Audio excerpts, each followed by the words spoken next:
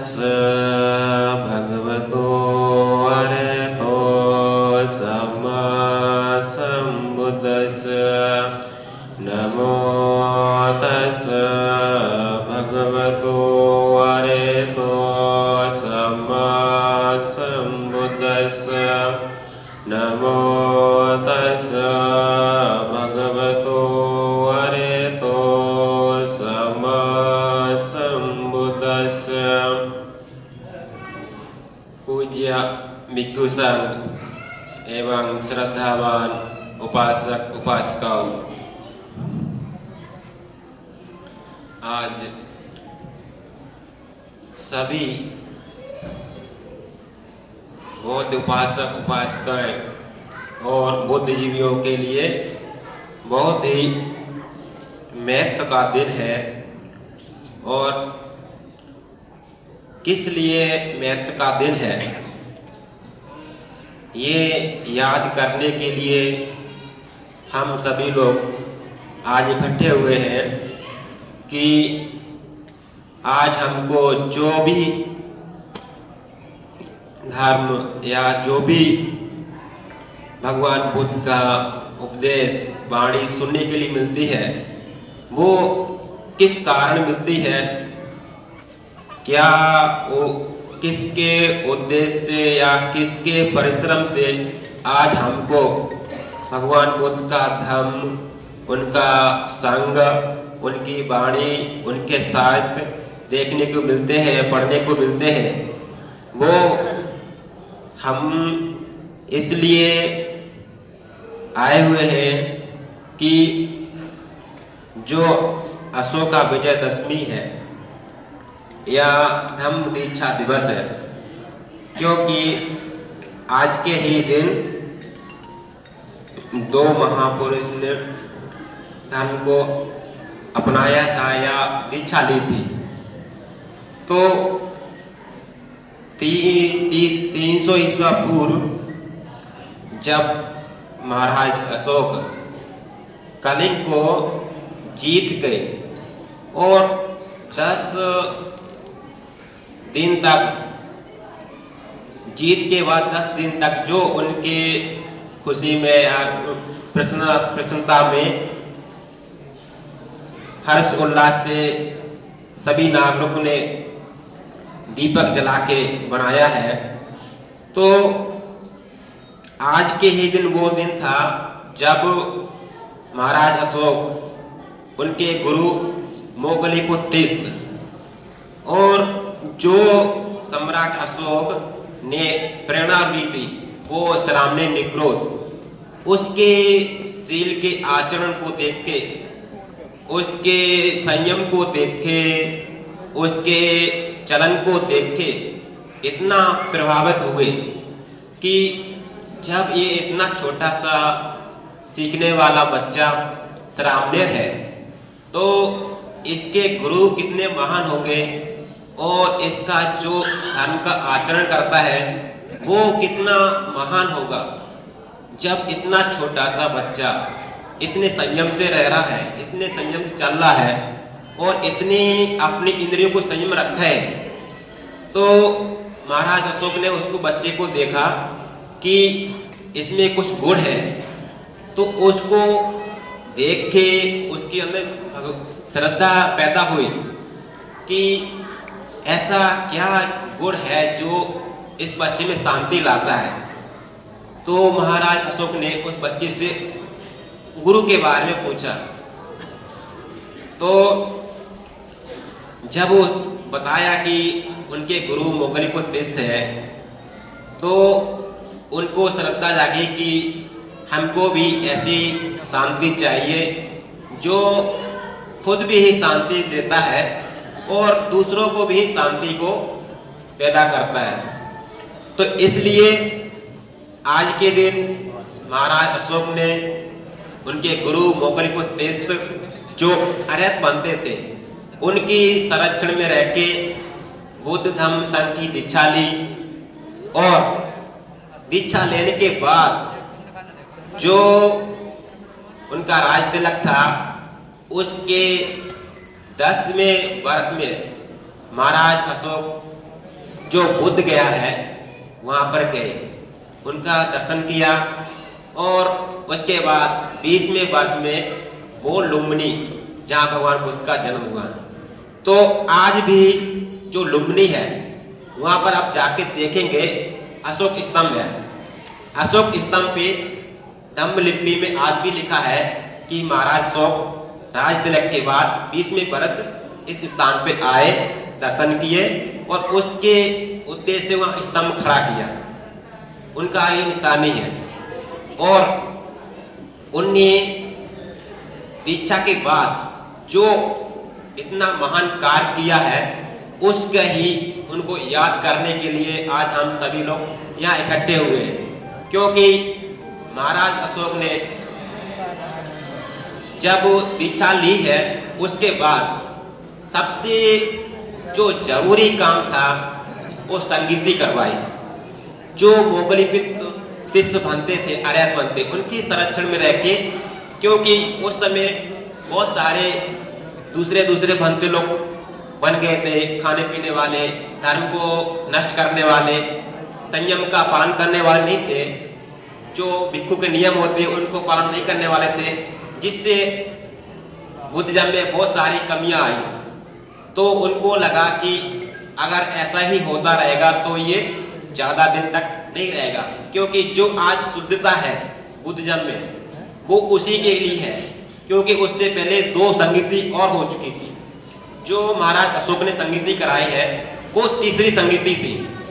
तो तीसरी संगीति में सबसे पहले उनने जो दूसरे भिक्षु बने हुए थे उनको निकालने के लिए सबसे पहले अपने गुरु की आज्ञा ली, उनको बैठा रहा और उनको पूछा कि बुद्ध धर्म का सिद्धांत क्या है। तो जो सही से बताया और जो नहीं बताया उनको लगभग निकाल दिया। ऐसे लगभग उस समय बहुत सारे जो भिक्षु थे तो उनको निकाला। इससे भिक्षु संघ में 18 पंथ हो गए थे, लेकिन जो प्योर था उसको बचा के रखा। तो उसको काम करने के बाद, संगीति के बाद जो भी बनते थे, लगभग 1000 बनते इकट्ठे हुए।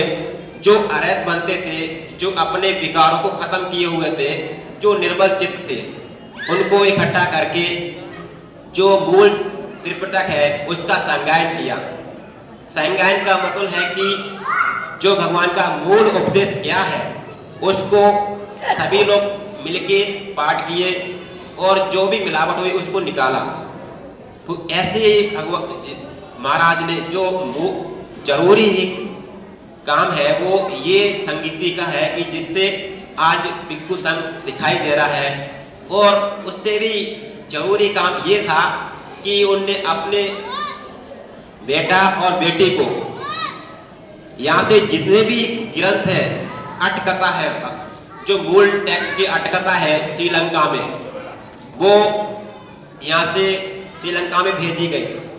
तो आज के समय में हमको जो भी मूल टेक्स्ट पाली का दिखाई देता है वो उनकी देन है, इसलिए बचा हुआ है। क्योंकि श्रीलंका वालों ने बड़े संभाल के रखा था, उन्होंने पत्तों पे लिख के रखा था, मार्बल के पत्थर पे लिख के रखा था। उसके बाद जो बाहर गया उनने संभाल के रखा, वैसा जैसा भगवान बुद्ध के समय था, स्वयं जैसा उपदेश किया वैसे उन लोग बचा के रखा। उसके बाद वहाँ श्रीलंका वालों ने बहुत ही अच्छे से संभाला। उसके बाद जो 5वीं ईस्वी या 4वीं ईस्वी में अश्वघोष और बुद्धघोष 2 आचार्य हुए बहुत बड़े। उन्होंने यहाँ से श्रीलंका, यहाँ से बुद्ध गया से जाके श्रीलंका में जाके उनकी सिंगली भाषा में सीख के फिर अपनी भाषा में ट्रांसलेशन किया। तो इसलिए अगर वहां भी अशोक नहीं भेजते तो आज हमको जो भी पाली का मूल टेक्स्ट पढ़ने को मिलता है, देखने को मिलता है, वो शायद प्योर नहीं मिलता, उसमें अभी तक मिलावट हो जाती है। इसलिए जो भगवान बुद्ध की वाणी है वो प्योर है। इसलिए प्योर है क्योंकि जितने भी बुद्धिस्ट कंट्री है, चाहे श्रीलंका हो, बर्मा हो, थाईलैंड हो, कोरिया हो, सभी में एक जैसा मिलता है। सभी ग्रंथों में एक ही भाव निकलता है, एक ही गाथा है, एक ही सूत्र है, क्योंकि सभी में अपने अपने से सूत्र रखा हुआ। तो वो कैसे हुआ? वो संगति से हुआ। तो इसलिए आज हमको जो भी दिखाई देता है तो वो ऐसे हमको अशोक की देन से आज हमको ये पढ़ने के लिए मिलता है। और जो उससे भी अच्छा काम किया है वो किया है शिलालेख। आज जितने भी हमको मिल रहे हैं खुदाई में वो सारे महाराज अशोक के लिखे हुए हैं, उनने अपने हाथ से लिखवाए हुए। और जितने भी स्तूप है भगवान बुद्ध के 84,000 धर्म स्कंद है, उनने 84,000 धर्म स्तूप बनवाए थे और खुद जाके सभी स्तूपों की पूजा की, दीपक जलाया, पूजा की और सभी के यहाँ पर अपने अक्षरों से जो धम्मलिपि थी उसको लिखवाया। जो वहाँ के उपासक के लिए, उपासकों के लिए सुख के लिए हो वैसे सूत्र को उनने पत्थर पे लिखवाया। आपको उसका उदाहरण या उसको पढ़ना चाहते हैं तो प्राचीन जो धम्मलिपि की किताब आती है उसमें भृगु शिलालेख है जो राजस्थान में, उसमें 7 सूत्र अब भी ऐसे हैं जो अभी त्रिपिटक में, सूत्र पिटक में मिलते हैं जो महाराज अशोक ने लिखवाए हैं। उसमें लिखवाए है कि वहाँ के जो नागरिक हैं उनको कैसे सुख शांति मिले।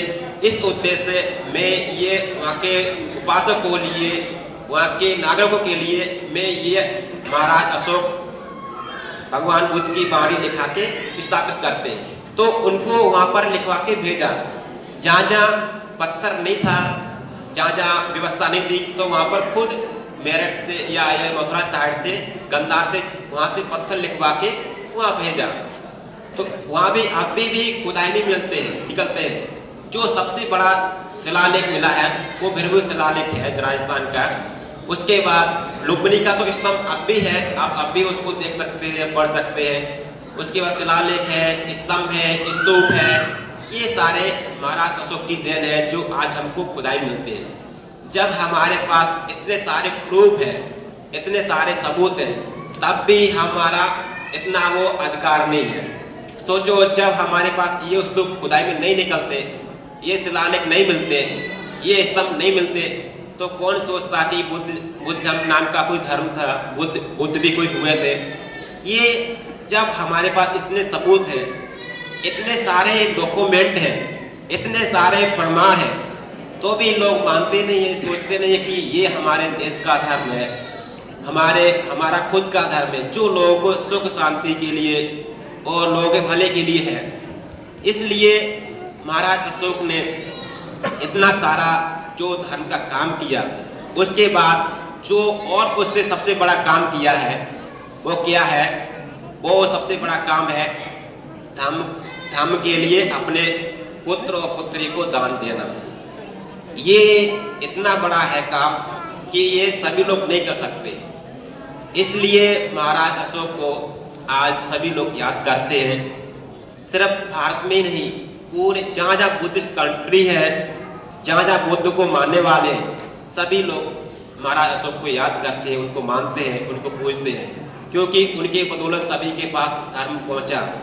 क्योंकि महाराज अशोक ने 9 देशों में भंते लोगों को व्यवस्था करके भेजी थी, किस लिए? धर्म को प्रचार करने के लिए। जो बर्मा देश है उसमें सोन और उत्तर नाम के 2 भिक्षु भेजे थे प्रचार के लिए कि वहाँ के भी लोगों को लिए करुणा, शीतल और जो भी शांति का मार्ग है उनको भी मिले। क्योंकि जिससे हम तो शांत हुए हैं और लोगों को भी भला हो, इस उद्देश्य से, लोगों के भले के उद्देश्य से उन 9 देशों में अपने भंते लोगों की व्यवस्था करके भेजी। ऐसे श्रीलंका में अपना पुत्र और पुत्री को खुद भेजा, उनके साथ 5 भिक्षु और गए थे। तो ऐसे वहाँ भी श्रीलंका में भी, जम्मू में भी, गंधार में भी, और ऐसे 9 देश हैं जहाँ जहाँ उनने अपने भिक्षुओं को भेजा प्रचार के लिए। तो वहाँ गए, जहाँ जहाँ बंदे लग गए तो वहाँ पर प्रचार किया, वहाँ से प्रचार करके बाहर भी भेजे तो बाहर भी गए। तो इसलिए जो आज हम उनको याद कर रहे हैं वो बहुत कम नहीं है। उनका जो कार्य है वो हम सोच नहीं सकते कितना बड़ा कार्य है। क्योंकि उनके अगर वो ऐसा कार्य नहीं करते, उसके बाद बाबा साहब को भी नहीं भूल सकते, क्योंकि बाबा साहब ने अपना ही जो मूल 14 अक्टूबर बोलते हैं कि वो विजयदशमी को मूल मानते थे, क्योंकि वो ही इसलिए कि लोगों को अपना इतिहास पता चले कि हमारा इतिहास क्या है।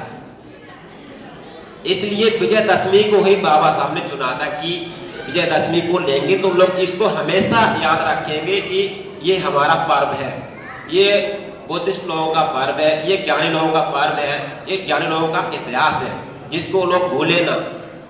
उसके उद्देश्य से बाबा साहब ने नागपुर में दीक्षा ली, और दीक्षा ली ही नहीं और लोगों को भी दिलाई, जिससे उनका भी भला हो, उनका भी कल्याण हो। इसलिए जो भी एक बार जिसको भी सुख शांति मिलती है तो फिर वो ये नहीं सोचता कि सिर्फ मुझे ही सुख शांति मिले, फिर वो सोचता जितना मुझे सुख शांति मिली है उतना औरों को भी मिले, उनको करुणा जागती है। इसलिए फिर वो भी ऐसा काम करते धर्म को फैलाते हैं, जिससे जिस जिस लोगों के पास जाएगा उनको शांति ही मिलेगी। अभी तक ऐसा कोई नहीं होगा जो बुद्धिज्म को श्रद्धा से मान के उनका पालन करने के बाद भी दुखी हो। ऐसा अभी तक एक भी ऐसा कोई भी उदाहरण नहीं है कि जो भगवान बुद्ध को मानता हो, श्रद्धा से मानता हो, पालन करता हो, उसको दुख हो। ऐसा कभी हुआ नहीं अगर वो श्रद्धा से माने तो। इसलिए विजयदशमी हम सभी लोगों के लिए एक इतिहास को बताता है कि आज का इतिहास क्या है, और ये इतिहास हमेशा याद रखा जाएगा।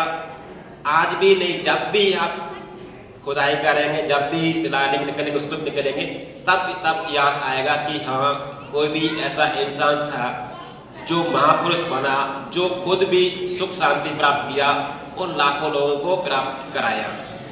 इसलिए आज सभी लोगों को, जो भी लोग आए हुए हैं, उन सभी लोगों के लिए विजयदशमी की बहुत बहुत मंगल कामना, उनके सुख शांति के लिए, उनके परिवार के लिए, उनके यात्रीगण के लिए, सभी के लिए मंगल कामना। सभी सुख शांति को प्राप्त करें, सभी सुखी हो, सभी का मंगल हो। भवतु सब मंगलम, भवतु सब मंगलम, भवतु सब। साधु साधु साधु।